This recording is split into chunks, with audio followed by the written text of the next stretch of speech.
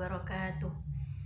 Alhamdulillahirabbil alamin. Puji syukur kita panjatkan kepada Allah Subhanahu wa taala karena atas rahmat dan karunia-Nya kita dapat berkumpul pada kesempatan kali ini. Kali ini saya akan mempresentasikan ulang materi mengenai hakikat bahasa, diksi dan gaya bahasa, pembentukan majas dan perspektif semantik, klasifikasi dan jenis-jenis majas serta peran dan fungsi majas di dalam membangun wacana. Untuk yang pertama yaitu tentang hakikat bahasa, diksi dan gaya bahasa.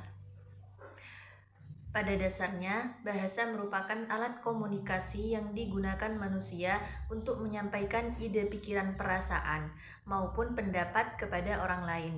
Nah, dengan adanya bahasa, seseorang dapat menyampaikan apa yang ada di dalam pikirannya sehingga dapat dipahami oleh orang lain. Namun, di dalam karya sastra atau tulisan yang bersifat kreatif, penggunaan bahasa tidak cukup hanya jelas, tetapi juga harus menarik dan memiliki nilai keindahan. Oleh karena itu, diperlukannya lah pemilihan kata yang tepat atau yang disebut dengan diksi. Nah, diksi sendiri itu adalah kemampuan memilih kata yang paling sesuai dengan situasi dan tujuan yang ingin disampaikan. Pemilihan kata yang tepat akan membuat kalimat itu menjadi lebih efektif dan menghasilkan kesan tertentu bagi para pembaca. Sebagai contohnya, ketika kita ingin menyampaikan bahwa seseorang itu telah meninggal, nah kita kan lebih sering menggunakan kata wafat atau berpulang daripada menggunakan kata mati, karena kata mati itu karena kata wafat itu terdengar lebih sopan dan santun. Nah, hal sederhana seperti inilah yang menunjukkan betapa pentingnya pemilihan kata di dalam berbahasa. Selanjutnya adalah gaya bahasa. Gaya bahasa itu adalah cara khas seseorang di dalam menggunakan bahasa, baik saat berbicara maupun menulis. Nah, menurut Harimurti Kridalaksana, gaya bahasa itu dapat dilihat dari bagaimana seseorang memanfaatkan kekayaan bahasanya, menggunakan ragam bahasa tertentu untuk menciptakan efek tertentu dan menjadi ciri khas dari seorang penulis. Jadi, dapat kita pahami bahwa gaya bahasa itu merupakan cara seseorang menyampaikan pesan agar pesan tersebut lebih menarik, lebih hidup dan mampu memberikan kesan kepada pembacanya. Salah satu bentuk gaya bahasa tersebut adalah majas. Nah, masuk kepada penjelasan selanjutnya yaitu pembentukan majas di dalam perspektif semantik. Semantik itu adalah cabang ilmu bahasa yang mempelajari makna. Dalam ilmu semantik, majas dipahami sebagai penggunaan kata atau ungkapan yang memiliki makna berbeda dari makna sebenarnya. Pembentukan makna dijelaskan melalui konsep segitiga semantik yang terdiri atas tiga unsur, yaitu penanda, petanda, dan acuan. Nah, yang pertama penanda. Penanda itu adalah bentuk kata yang kita lihat atau kita dengar. Petanda itu adalah konsep atau gambaran yang muncul di dalam pikiran ketika mendengar kata tersebut. Nah, sedangkan acuan itu adalah objek nyata yang dimaksud oleh kata tersebut. Nah, dalam penggunaan majas, hubungan antara ketiga unsur tersebut itu mengalami perubahan. Makna yang awalnya bersifat denotatif atau makna yang sebenarnya berubah itu menjadi makna konotatif atau makna kiasan. Contohnya, kalimat dia adalah bintang kelas. Nah, kata bintang itu tentu tidak berarti bintang yang ada di langit, tetapi menggambarkan seseorang yang berprestasi atau seseorang yang paling menonjol di kelasnya. Nah, melalui contoh tersebut dapat dipahami bahwa majas itu membuat bahasa menjadi lebih ekspresif. Oleh karena itu, saat membaca karya sastra, kita tidak hanya melihat arti kata secara harfiahnya saja, tetapi juga harus memahami makna yang tersembunyi di baliknya. Selanjutnya, tentang klasifikasi dan jenis-jenis majas. Secara umum, majas itu dibagi menjadi 4 kelompok, yaitu yang pertama adalah majas perbandingan.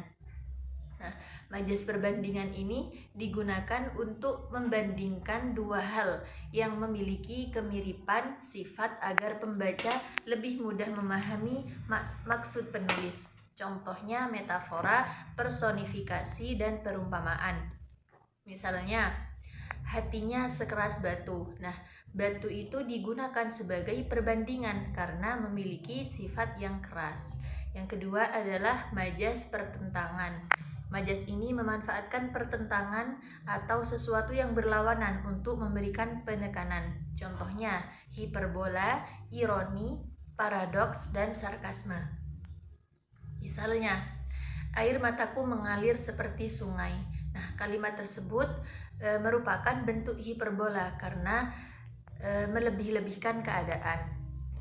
Dan yang ketiga adalah majas pertautan. Majas ini menghubungkan dua hal yang memiliki hubungan tertentu, baik berdasarkan fungsi maupun kedekatan makna. Contohnya, metonimia dan eufemisme.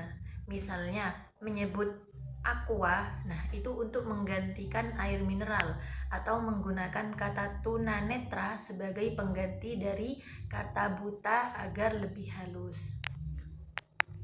Selanjutnya yang keempat itu adalah majas perulangan.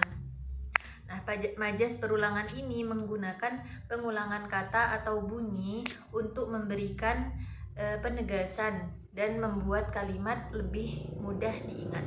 Contohnya, kita harus semangat dan terus semangat. Selain itu, majas itu juga dibedakan menjadi dua berdasarkan maknanya. Yang pertama yaitu makna implisit, yaitu makna yang tidak disampaikan secara langsung sehingga pembaca harus memahami maksud yang tersembunyi. Sedangkan yang kedua yaitu adalah makna eksplisit, yaitu makna yang langsung dapat dipahami karena sudah dijelaskan secara jelas di dalam kalimat. Selanjutnya, peran dan fungsi majas di dalam membangun wacana.